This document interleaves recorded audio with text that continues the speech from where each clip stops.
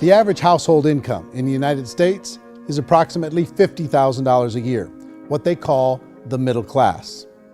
To reach the top 25% of income earners, you'd need to earn at least $90,000 a year.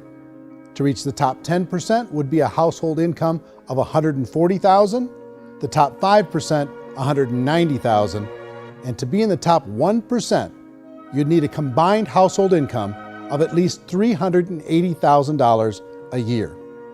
So here's the question. What do you think would give you the best chance to move up and get to the top 10%, the top 5%, the top 1% or beyond? In my opinion, and in the opinion of many, many experts, the answer is to become an entrepreneur, to become your own boss.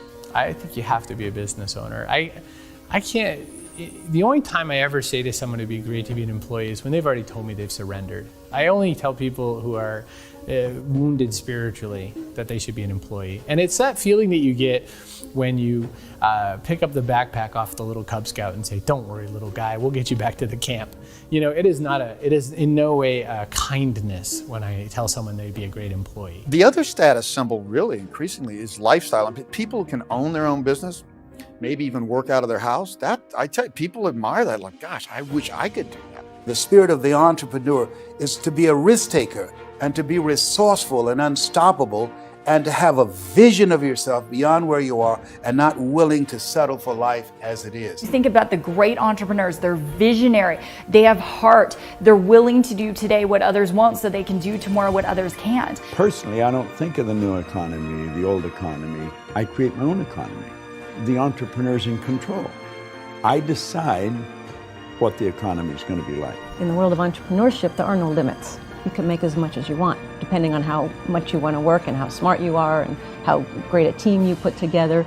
There's no more lifetime rewarding business than being an entrepreneur. Why in America, where anyone could be anything, would people want to give up their freedom and become effectively a modern day slave, told shut up and be here every morning at 7:30, leave at 5:30, and do what I tell you? If people decide to become an entrepreneur and work for themselves, they have some traditional options, but they're riskier than you might think. Any kind of a retail business, retail build-outs is extremely expensive. Even just these small little yogurt stores where they're putting little yogurt machines and you get all the different flavors, you're spending $200,000, $300,000, $400,000 to open a yogurt shop. I would love to buy a Dunkin' Donuts, but it's $500,000 or so to start.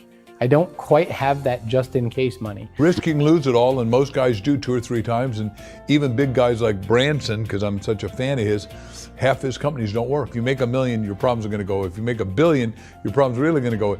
Just the opposite. You and I know when you're making $1 million, you got $1 million responsibilities. You make $1 billion, you got 1,000 times $1 million responsibilities. And most people say, I'd love to be my own boss. 70% of Americans would love to be their own boss, according to recent polls. But they don't know how to get there. Because what are you going to do? One, you could buy an existing business. If somebody's selling an existing business, you have to ask why. Usually because it's probably hard. It's probably not making as much money as they hope. 2, they could buy a franchise. A little less risk, proven system, but it's expensive to be able to do that. 3, they could start something from scratch. And that's where a lot of people feel like, I don't have the chops to do it. I don't have the money. I don't have the product idea. I don't have the expertise. I don't have whatever it's going to take to be able to get there, and I can't risk my family to do it. So 4th, they could become an investor. A lot of people in this town invest to try and figure out a way, but you got to be pretty smart with that game too, right? Venture capitalists, who are the very best and most sophisticated in investing in new breakthrough businesses, make it on 1 out of 11. That means 10 out of 11 are mediocre or fail. Most of them fail. That's the risk there. An angel investor is lucky to get 1 out of 15 or 20. A business is a team sport. Like, I have to have accountants, I have to have engineers, I have to have system designers, I have to have sales, marketing, I have to have accounting, I have to have mission statements, I have to have legal and all that. The average Joe Schmo, even me, I go out there, I don't have the skills to put a business together. I think the bottom line for the 4 traditional options is they take money, sometimes a lot of it. They take expertise, and they take time. All of that adds up to just too much risk for most people. I bought a business from somebody else and it was a lot of work. And you start wondering, what did I just buy? Because I guess ultimately I own your email list and I just overpaid for it. People that start their own business, they spend a lot of money, they spend a lot of time, a lot of effort to get things started. And the more you invest on the upfront, the harder you typically work at it. I can tell you what the success rate is of a restaurant. What is it? They're crazy enough. About 90% of them fail. About 90%, in how quickly? Year less. Wow. And if we're talking non-franchise, we're talking franchise, Sure. that's totally different. Yeah. But our students aren't getting franchise restaurants. You gotta invest big money. Exactly. And with someone like McDonald's, you've had to work with the company for a long period of time, really know the To even have a business. chance at investing $1 Even million. have a chance, and it's a slim chance. What if there was a way that you had all the proven aspects, the comfort aspects, and you could still control your own life? What if there was both? In other words, you didn't have to create everything from scratch. You didn't have to be a super leader. All you had to do, what if there was a proven product already? You didn't have to create the product. And there's a proven system already, proven training already.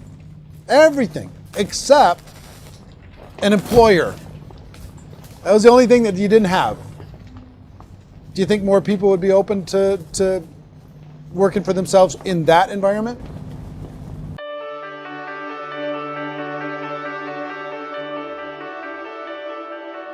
In our search for a better way to make a living, we've come to the conclusion that becoming an entrepreneur is actually safer than being an employee.